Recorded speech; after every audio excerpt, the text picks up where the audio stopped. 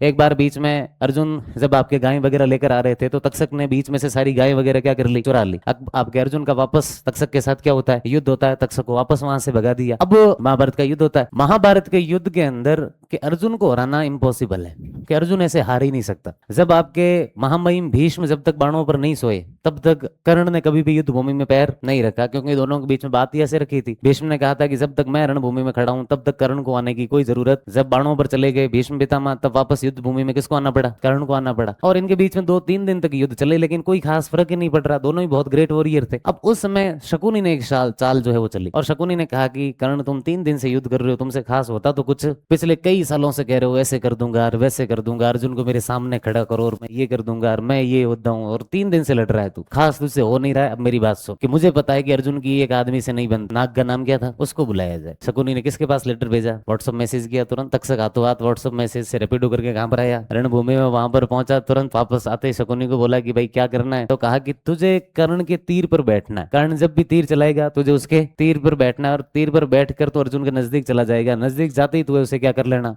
उस समय Takshak king cobra था वहां का, धरती का, उसका जहर बहुत ज्यादा तेज था कि अगर वो उसने किसी के सामने पास जाकर सांस भी ले ली जहर वाली, उससे ही वो आदमी क्या हो जाता था, मर जाता था। तो किंग कोबरा था वो, कहा कि ठीक है तीर पर बैठ जाएंगे अपने। तो अर्जुन से वैसे ही समस्या थी। तक्षक दूसरे दिन युद्ध भूमि के अंदर अर्जुन के आपके कर्ण के तीर पर बैठ जाता है, और वो तीर किसकी तरफ चलता है, भगवान कृष्ण को पहले से ही क्या था, जैसे ही तीर आया उन्होंने अपना एक पैर पटक कर पूरे रथ को क्या कर लिया, एक टायर में लेकर साइड में से घुमा दिया। ब्रेक के ऊपर गाड़ी घुमाते ना, ड्राइवर कौन थे भाई, ड्राइवर ही कृष्ण है उस गाड़ी के। तो ड्राइवर वो तो क्या सीधा हवा में भी उड़ सकती है, तो शुक्र है कि एक टायर पे ऐसे हुई है, तीर साइड से निकल गया। लेकिन अर्जुन ने किसको देख लिया, तक्षक को जो देख लिया। अर्जुन ने कहा तो निकल जाए यहाँ से, अगर जे अब दिख गया यहाँ पर रणभूमि के अंदर। तक्षक उसके बाद वहां पर कभी भी नजर नहीं आया।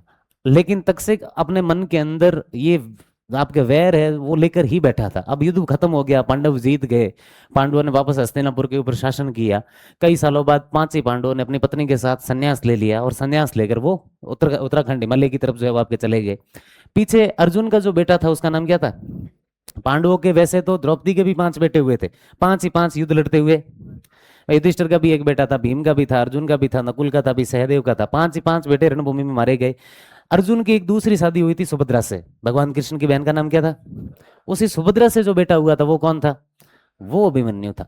तो अभिमन्यु तो वैसे रणभूमि में वो भी मारा गया था, लेकिन अभिमन्यु की शादी किसके साथ हुई थी, उत्तरा, कहाँ की राजकुमारी, उस उत्तरा से अभिमन्यु का जो बेटा हुआ था जिसका नाम था परीक्षित। क्या नाम था उसका, परीक्षित, जिसको आपके जो है अश्वत्थामा ने जिसके ऊपर ब्रह्मास्त्र चलाया था गर्भ के अंदर।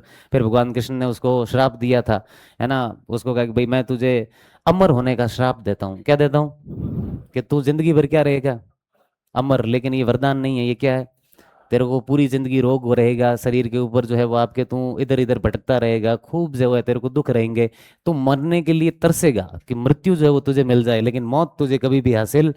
क्या अश्वत्थामा ने ऐसा बुरा पाप किया था, क्या पाप किया था उसने, महाभारत के बाद उत्तरा जो गर्भवती थी, गर्भवती उत्तरा के ऊपर उसने क्या चला दिया था, ब्रह्मास्त्र जो है वो आपके चला दिया था। तो इस वजह से कृष्ण ने उनको ये श्राप दिया था। लेकिन अब उस परीक्षित जो था वो अब अगला हस्तिनापुर का राजा बनता है। नाग का नाम क्या है, वो तब तक वैर लेकर बैठा है, उसने कहा इनकी पूरी पीढ़ी को मैं जो है वो खत्म कर दूंगा। तो तक्षक एक दिन जाता है, परीक्षित तपस्या में बैठे थे, और जाकर परीक्षित को क्या कर लिया, डस लिया। परीक्षित की क्या हो गई, डेथ हो गई। अब तक्षक का वैर शांत हो गया। लेकिन अब परीक्षित के भी जो बेटे थे वो अब किससे वैर करने लगे, सांपों से, कि सांप कहीं पर दिखे सांपों को छोड़ना। इसी परीक्षित की पीढ़ी के अंदर एक राजा होता है जिसका नाम था जन्मजय, उसी तक्षक जैसा था। जन्मजय ने कहा कि सांपों को नहीं छोड़ूंगा। तो एक बार जो इस जन्मजय ने सांपों का एक सत्र बुलाया। क्या बुलाया आपके, स्नैक सेशन। स्नैक सेशन, जितने भी के दुनिया के सारे सांप थे, सारे सांपों को बुलाया।